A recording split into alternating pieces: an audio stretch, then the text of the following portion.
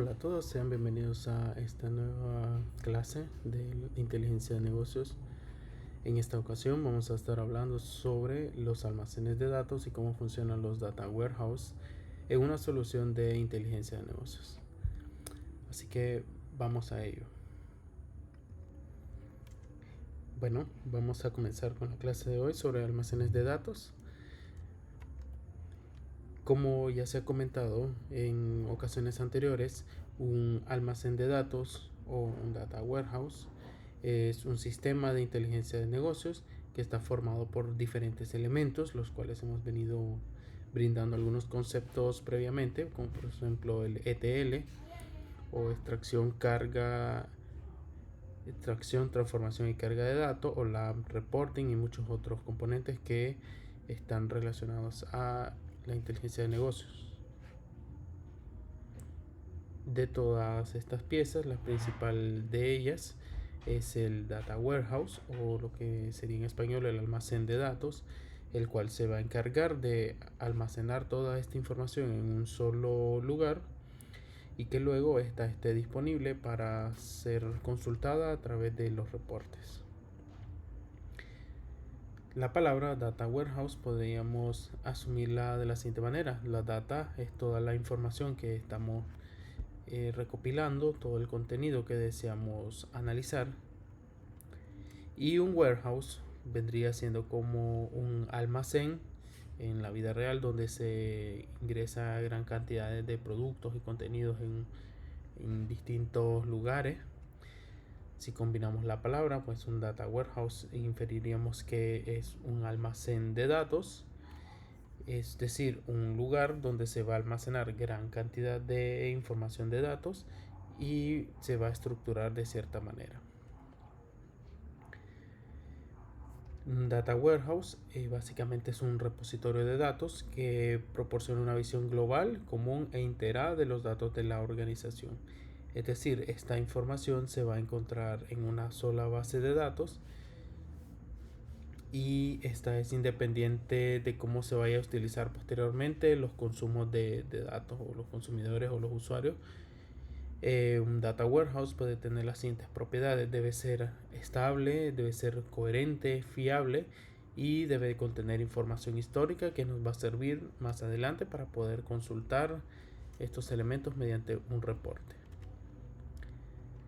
Las principales características que tiene un data warehouse es que está orientado a un tema, es decir, que organiza toda la colección de datos en torno a un tema central. Pueden ser las ventas, pueden ser el marketing, el departamento de recursos humanos, etc.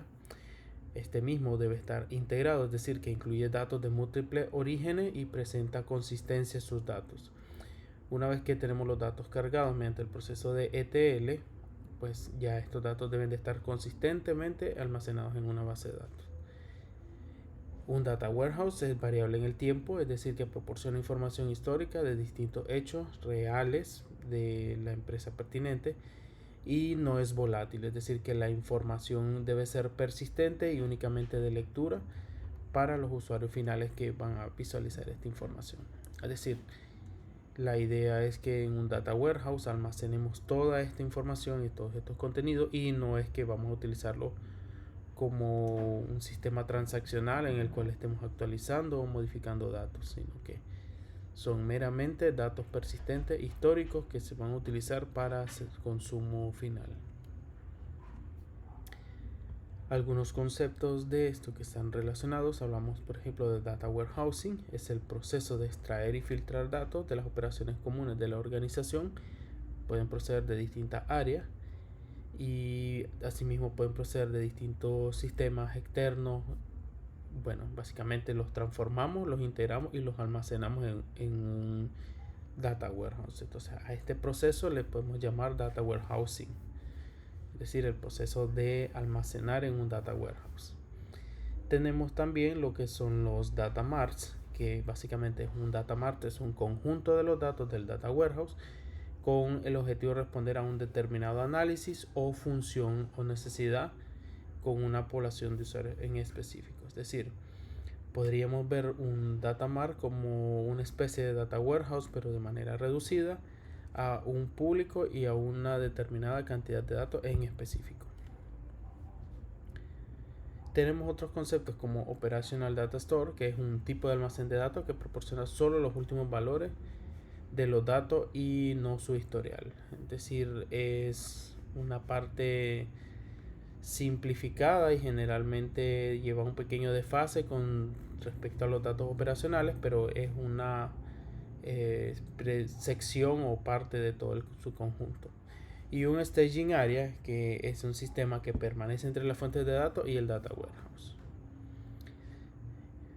Cuando hablamos de esta staging area, que es como una parte muy importante, la idea es que facilite la extracción de datos desde fuentes de origen de datos con una heterogeneidad y complejidad grande.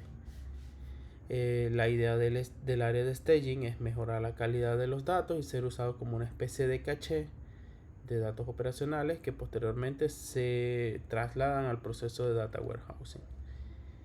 Es decir, el área de staging es como una versión previa a ser almacenada en el data warehouse. Otros conceptos, por ejemplo, Operational Data Stores, es un tipo de datos que proporciona solo los procesos de información, los procesos de ETL, es la parte pues que ya hemos hablado anteriormente, el proceso de extracción, transformación y carga. Básicamente es una tecnología de integración de datos basada en la consolidación de los datos de distintas fuentes y se emplea tradicionalmente para alimentar almacenes de datos de distintas fuentes. Por ejemplo, se pueden almacenar en data warehouse, en data mart, en staging area y muchos otros.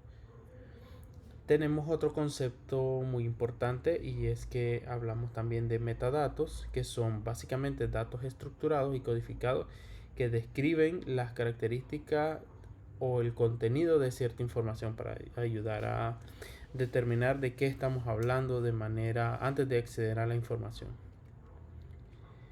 En contexto, un data warehouse puede tener las siguientes propiedades. Puede tener un data warehouse, puede alimentar otro data warehouse, puede alimentar data marts, que son pequeñas partes reducidas a un grupo específico. Un data warehouse debe estar dirigido hacia indicadores de negocios y métricas como son los KPI y los KGI. Vamos a ver este concepto.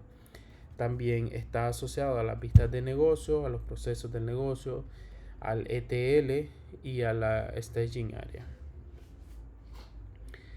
Cuando hablamos de los elementos que conforman un data warehouse, bueno, la estructura relacional de una base de datos sigue las normas de su diseño, pero en el caso de un data warehouse no debe seguirse tal cual el patrón de diseño pues de normalización de los datos. Básicamente la idea principal es que la información sea almacenada de manera desnormalizada para que esta, al momento de que se hagan las consultas, funcione de una manera más óptima. Dentro de los elementos que incorporan este proceso tenemos las tablas de hechos, las dimensiones y las métricas. Básicamente, las tablas de hechos es la representación en el data warehouse de los procesos del negocio. Y aquí ponemos un ejemplo que dice: una venta puede identificarse como un proceso de negocio de manera que es factible si corresponde en nuestra organización considerar la tabla de hechos venta. Es decir, simplemente si nos referimos a las ventas, esta puede ser una tabla de hechos. Luego tenemos las dimensiones, que viene siendo la representación en el data warehouse de una vista para cierto proceso del negocio. Si nos regresamos al ejemplo de las ventas, tenemos que el cliente ha comprado algo, pues ha realizado una compra y tenemos con esta la fecha en la que se ha realizado y muchos otros datos que podrían sernos de utilidad. Estos conceptos pueden ser considerados como vistas para el proceso de negocio y puede ser interesante recuperar todas las compras realizadas con un cliente para analizar el contenido y ver si es pertinente o no al data mart o al data warehouse. Otro factor importante que tenemos acá es el uso de las métricas. Básicamente una métrica es el indicador de un proceso de negocio y son los conceptos cuantificables que permiten medir nuestro proceso de negocio. Es decir, en el proceso de creación de Business Intelligence tenemos que definir metas, tenemos que definir estas métricas además que nos van a ayudar a cumplir estas metas o digamos estos objetivos. Y la métrica viene siendo la parte cuantificable que nos va a ayudar a medir en este proceso. Por ejemplo, en una venta dice tenemos su importe. Adicionalmente, podemos hablar también de esquemas de estructuración. Ya hemos mencionado un poco de esto, pero vamos a hacer un pequeño énfasis acá. Tenemos, por ejemplo, el esquema de estrella. Este consiste en estructurar la información en procesos, vistas, métricas. Y la idea de esto es que recuerda como a una estrella, de ahí pues procede el nombre, que más o menos así viene siendo su diseño. La idea es que en el centro de la estrella esté la tabla principal y cada uno de los picos, digamos, van a estar los otros elementos, que ya vamos a verlo. Básicamente la tabla de hecho es la que va a estar en el centro de esta estrella, y para el hecho objeto de análisis, y una o varias tablas de dimensión para cada punto de vista del análisis que queremos realizar. Entonces la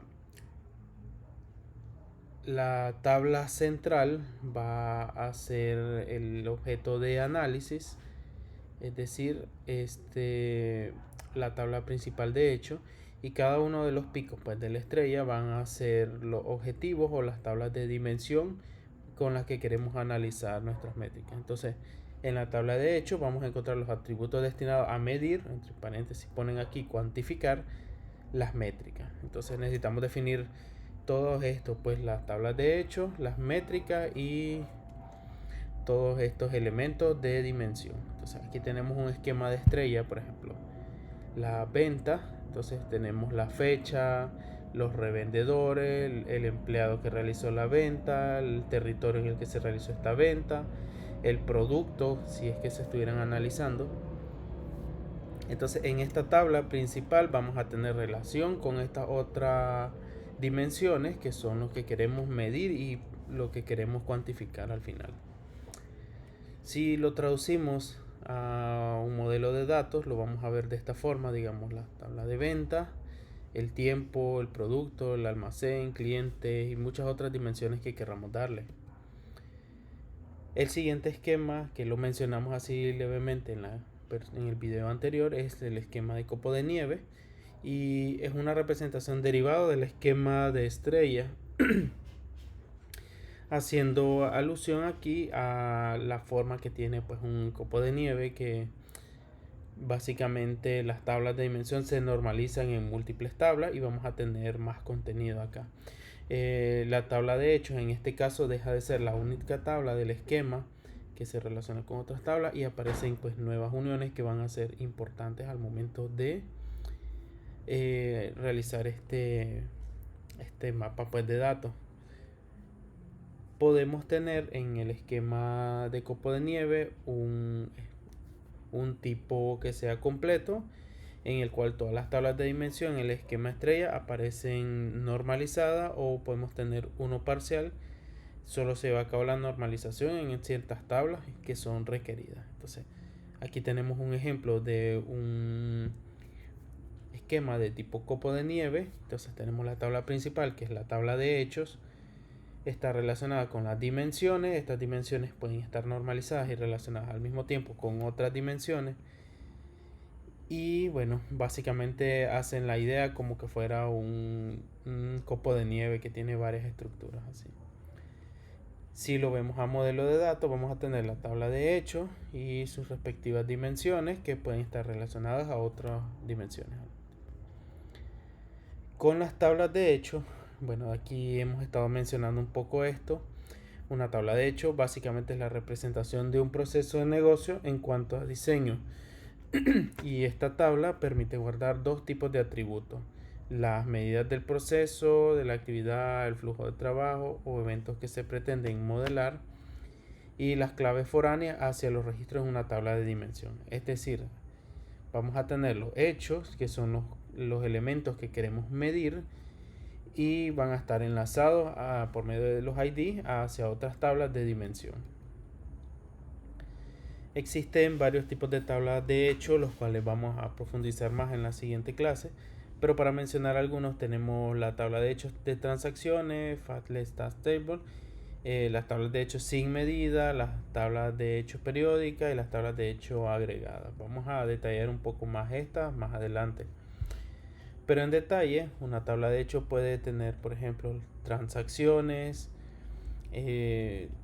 la otra tabla de sin medidas y la tabla de hechos periódica. Entonces están relacionadas allí. Todo esto se relaciona principalmente si no tenemos métricas, si son periódicas, si son agregadas o si son resultados de un proceso.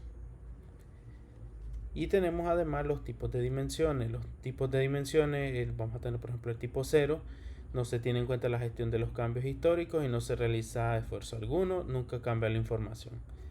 El tipo 1 no se guardan históricos y la nueva información sobreescribe a la antigua, por decirlo así. El tipo 2, toda la información histórica se guarda en el data warehouse. Cuando hay un cambio se crea una nueva entrada con su fecha. El tipo 3, toda la información histórica se guarda en el data warehouse, pero en este caso se crean nuevas columnas con los valores antiguos y los actuales son reemplazados con los nuevos. El tipo 4 es lo que se conoce como tablas históricas. Existe una tabla en los datos actuales y otra con los antiguos o cambios, es decir, se van replicando los cambios. Y se tiene el tipo de mención de tipo 6 que combina todos los tipos anteriores, o el 1, 2, 3 y 6. Y bueno, el diseño de este puede ser complejo, pero entre los beneficios que hay con este es que reducen el tamaño de las consultas a expensas de que la base de datos crece más. Y ya que hemos hablado del tema de métricas, podemos distinguir los diferentes tipos de métricas basados en el tipo de información que recopilan y su funcionalidad asociada. Entonces aquí podemos definir las métricas y los indicadores clave. Dentro de las métricas tenemos, por ejemplo, la realización de una actividad, que mide la realización de una actividad, por ejemplo, la participación de una persona en un evento. Las métricas de resultado de una actividad recogen los resultados de una actividad que ya fue realizada, por ejemplo, la cantidad de puntos de un jugador en un partido. Tenemos también, aparte de las métricas, el concepto de indicadores clave, que en estos indicadores los valores correspondientes que hay que alcanzar suponen el grado de asunción de los objetivos. Es decir, a medida que alcanzamos un indicador clave, podemos ir diciendo que ya hemos cumplido cierto objetivo. Entonces, dentro de los indicadores claves podemos encontrar los KPI, los Key Performance Indicator. Son indicadores clave de rendimiento y más allá de la eficacia se definen unos valores que nos explican qué rango óptimo de rendimiento tenemos. Y los Key Goal Indicator o KGI, que son indicadores de metas como tal y definen las mediciones para informar a la dirección si un proceso de TI ha sido alcanzado según los requisitos del negocio. Entonces, principalmente en este diagrama lo resumimos, tenemos los indicadores y en estos, por ejemplo, los KPI miden principalmente el rendimiento, los KGI miden las métricas, las metas como tal, y las métricas leading y lagging KGI miden la realización y resultado de los objetivos. Entonces cada uno está enfocado como en cierta parte del análisis. Vamos a seguir analizando nuevos conceptos en la siguiente clase. Espero que esto haya sido de utilidad para poder darle avance a la parte de modelar un data warehouse de manera simple. Queremos aquí modelar un data warehouse sencillo porque estos sistemas pueden ser bastante complejos, puede requerir mucho tiempo el llevarlos a cabo y la idea aquí es optimizar el tiempo, aprender los conceptos y entender bien cómo se aplica esta parte. Y espero que te haya gustado este contenido. Síguenos en el canal para conocer un poco más al respecto. Cualquier duda o consulta, no dudes en realizarla y nos vemos en la próxima sesión.